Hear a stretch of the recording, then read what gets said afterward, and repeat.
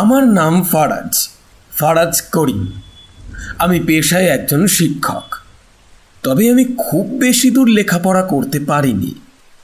ওই সেকেন্ড ডিভিশনে inter pass করেছি। তবে আমার পড়াতে খুব ভালো লাগে, তাই ওই একটু ছোট বাচ্চাদের পড়াই আর কি। তাই দিয়েই দুবেলার ভাত হয়ে যায় আমার। এখন আমি ওই এক বাড়িতে পড়িয়েই ফিরছিলাম। মেঘ আকাশে হয়েছে দেখেই ছাতাটা নিয়ে বের হয়েছিলাম, কিন্তু অনেক জোরেই বৃষ্টি হচ্ছে। ছাতাই মনে হচ্ছে উড়িয়ে নিয়ে যাবে। আশেপাশে তো কোনো দোকান বাড়িও দেখতে পাচ্ছি না যে একটু আশ্রয় নেব। কি যে করি। একটু সামনে হাঁটার পর একটা বাড়ি দেখতে পেলাম। মনে হচ্ছে বাড়িতে কেউ আছে। একটা আলোর আভা দেখা যাচ্ছে। সেটা দেখেই এগিয়ে গেলাম বাড়িটার দিকে। শুনছেন? বাড়িতে কেউ আছেন? আমি এই ঝড়ের রাতে আটকা পড়ে গেছি, আমাকে একটু আশ্রয় দেবেন? একটু পরে একটা বয়স্ক লোকের গলা ভেসে আসলো। হ্যাঁ, গেটটা একটু জোরে ঠেলা দিন, দেখুন খুলে যাবে। কথাটা আমার কান পর্যন্ত পৌঁছতেই আমি গেটটা ঠেলা দিলাম। দরজাটাও খুলে গেল। আমি বৃষ্টির হাত থেকে হাঁপ ছেড়ে বাঁচলাম একটু। বয়স্ক লোকটা তখন বলে উঠল, এত ঝড় বাদলের রাতে বের হয়েছেন কেন? আকাশ তো কালি হয়ে আছে অনেক বিকেল থেকেই। আমি বয়স্ক লোকটার কথার জবাব দেওয়ার আগে লোকটার ঘরের ভিতরে একবার চোখ বুলিয়ে নিলাম। কেমন জানি অদ্ভুত সব জিনিস ঘরের ভিতরে, আর একটু কেমন জানি গন্ধও লাগলো। লোকটা আবার বলে উঠল, কি হলো? বলি কানে তালা লাগানো নাকি? না, আমি আসলে একটু বাসায় বাসায় টিউশনি করাই, তাই পড়াশোনায় ফেরার পথে এই বৃষ্টিতে আটকে গেছি। ও তাই বলো? তা তুমি তো পুরো ভিজে গেছো, মাথাটা মুছে নাও একটু। মা, মা রত্না, রত্না। হ্যাঁ বাবা, ডাকছো আমায়? ভিতর থেকে একটা মিষ্টি সুরের কথা ভেসে আসলো। আমি খুব ইতস্তত বোধ করতে থাকলাম।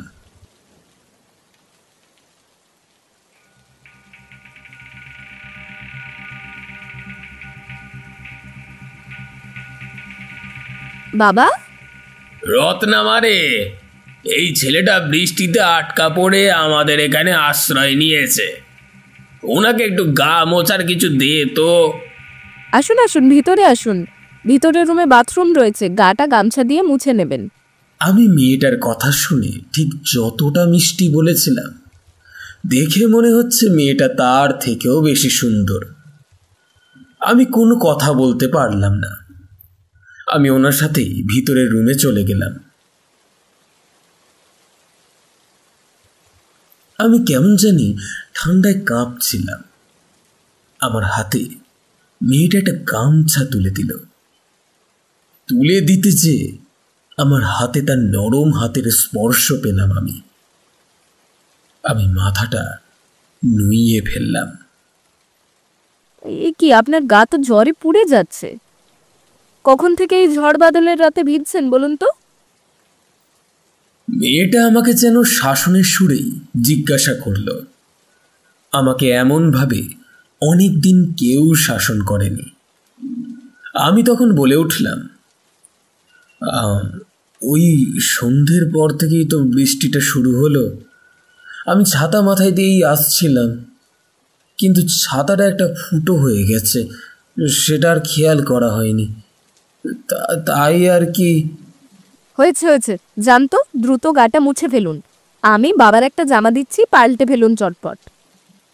না না, আমার জামা লাগবে না, একটু মুছে ফেললেই খানিক পরে শুকিয়ে যাবে। আপনাকে এত ব্যস্ত হতে হবে না। তাই বলে আমি বাথরুমের দিকে চলে গেলাম।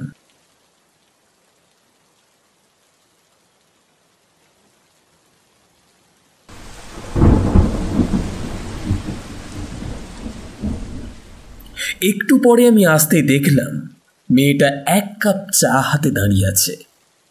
এসেছেন, নিন এই চাটা খেয়ে নিন।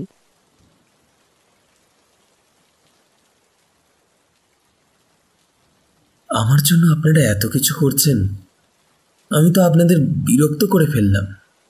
বিরক্ত হওয়ার কি আছে আর? আপনি তো আজ আমাদের অতিথি, আর আমাদের বাড়িতে এমন রোজই একজন আসে। আজ নয় আপনি এসেছেন। মানে রোজই আসে বলতে? মেয়েটা আমার কথার কোনো উত্তর না দিয়ে চলে গেল। আমি একটু অবাকই হলাম।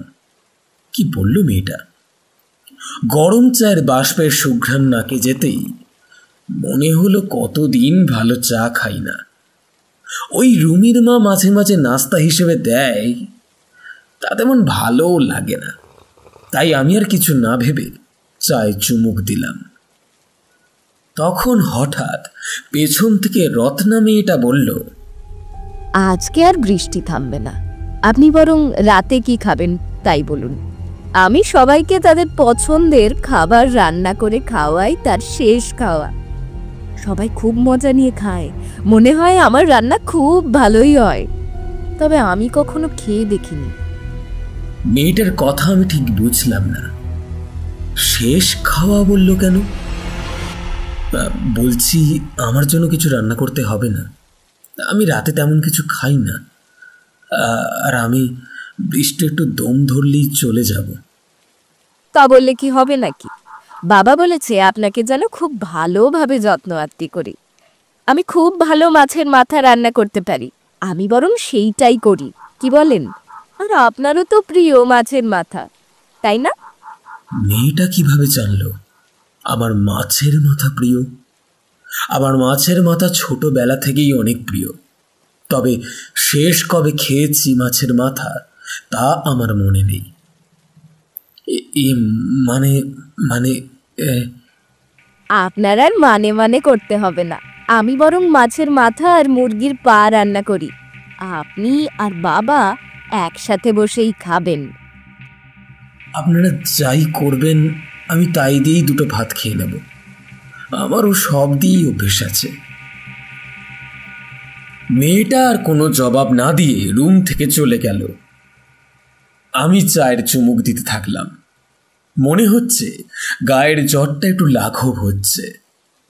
বাইরের দিকে তাকিয়ে দেখলাম বৃষ্টি আজকে রাতে আর কমবে বলে মনে হচ্ছে না। ভাবতে ভাবতে আমি একটু বিছানায় চোখ লাগিয়ে ফেললাম। কখন যে ঘুমিয়ে পড়লাম বুঝিনি। হঠাৎ আমার ঘুম ভাঙল।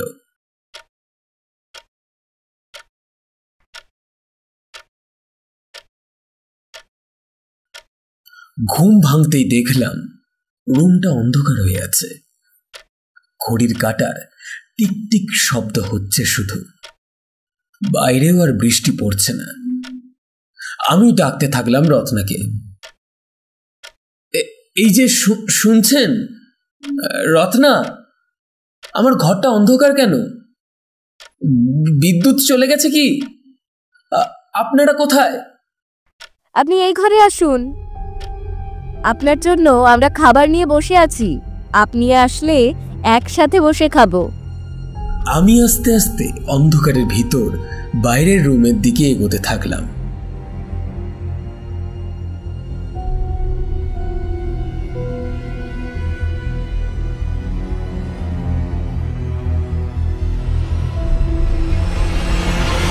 দরজাটা ধাক্কা দিতেই দেখলাম তারা নিচে মাটিতে বসে আছে। আমি একই দেখছি, তারা আমার মাথা কেটে একটা বড় প্লেটের উপর রেখে দিয়েছে, আর এক প্লেটে আমার পা কাটা অবস্থায় রাখা, যা থেকে রক্ত পড়ছে। আমি দেখে ভয়ে বলে উঠলাম, আপনারা আমাকে একই খেতে দিয়েছেন? এ তো আমারই মাথা কাটা, আর আমারই তো পায়ের একটা অংশ দেখছি। ঠিকই বলেছ, এটা তোমারই মাথা আর তোমারই পা। তুমি ঘুমিয়ে পড়লে আমার মেয়ে তোমার মাথা আর পা কেটে রান্না করে ফেলেছে। আমি ভয়ে তখন এদিক ওদিক তাকাতে থাকি। তাকাতে তাকাতে দেখি আমার সামনে থাকা একটা বড় আয়না, আর তার ভিতর আমার মাথা আর আমার এক পা নেই। আমি তাই দেখে জোরে এক চিৎকার দিয়ে উঠি। কি হচ্ছে আমার সাথে এগুলো? আমি আমি বের হব কিভাবে? ওই পাশে বয়স্ক লোকটা পাটা মুখে তুলে নেয় আর বলে, আজকে রান্নাটা কিন্তু তুই বেশ করেছিস, পাটা দারুণ খেতে হয়েছে, নে খানা মাথাটা তুই। না বাবা, তুমি তো জানোই আমি আমার রান্না খাই না, আমি আস্ত খেতেই ভালোবাসি। যা, তাহলে বাকি যা আছে তুই না হয় খেয়ে নে, আমি এই মাথা আর পা খেলেই হবে। আপনারা কি খেতে চাইছেন? আমাকে দয়া করে ছেড়ে দিন, আমি আপনাদের কি ক্ষতি করেছি? দয়া করে আমাকে যেতে দিন, আমি আর কখনো এদিকে আসবো না।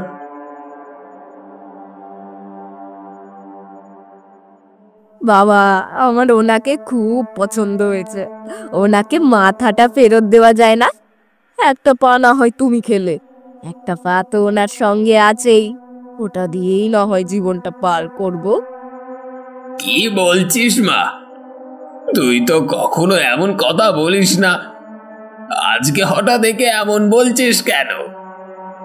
আমি ভয় পাচ্ছি আর তাদের কথা শুনছি, তারা এগুলো কি বলছে। হ্যাঁ বাবা, আমি তো তোমার কাছে কখনো কারোর ব্যাপারে এমন বলি না, আজ বলছি, আমার ওনাকে বেশ ভালো লেগেছে বাবা। ঠিক আছে মা, তুই যখন বলছিস তাহলে মাথাটা না হয় দিয়ে দে, তবে এই পাটা আমি শুধু খাই। ঠিক আছে বাবা।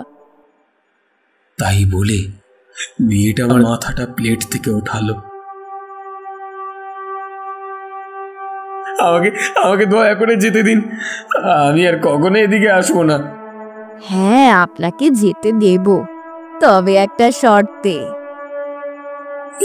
কি শর্তে বলুন?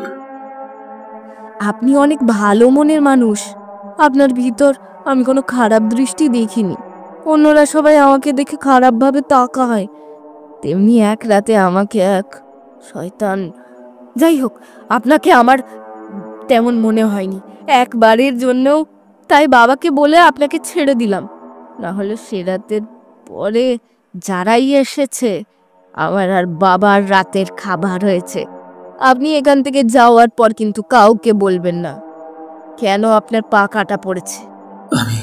আমি মেয়েটার কথা শুনে ভয়ও পাচ্ছিলাম, আবার ভাবছিলাম মেয়েটা কত অভাগী, তার সাথে না জানি কত খারাপ কাজ হয়েছে। হয়তো আপনাকে আপনার মাথা ফিরিয়ে দিচ্ছি, আপনার একটা পা কাটা পড়া আছে, আপনি এই রুমে আপনার সব দেখতে পাচ্ছেন, কিন্তু রুম থেকে বের হলে বুঝতে পারবেন আপনার কি আছে আর কি নেই। যান, চলে যান, আর কখনো এদিকে আসবেন না।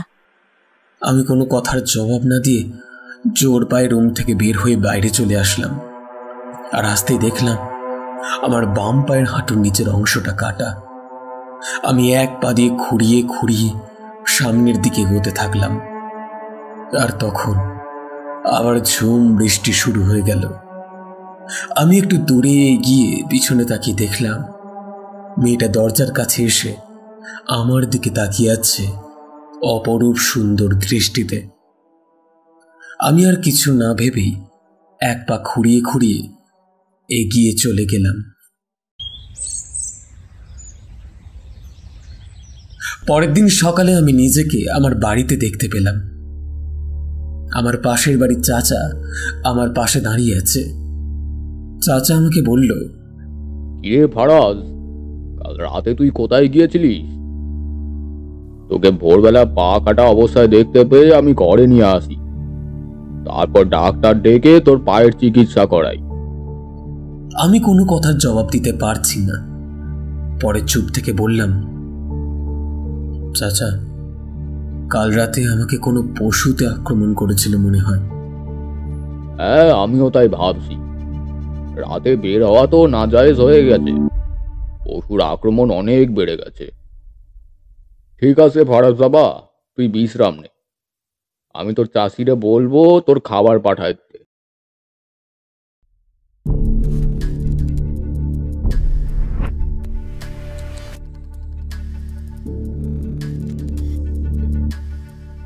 আমি জানালার দিকে তাকিয়ে শুধু কাল রাতের কথা ভাবতে থাকলাম আর রত্নার কথা ভাবতে থাকলাম। আমাকে চাইলে তো কাল রাতে ওরা মেরে ফেলতেও পারত, শুধু রত্না চাইল, তাই আমি আজ বেঁচে ফিরলাম।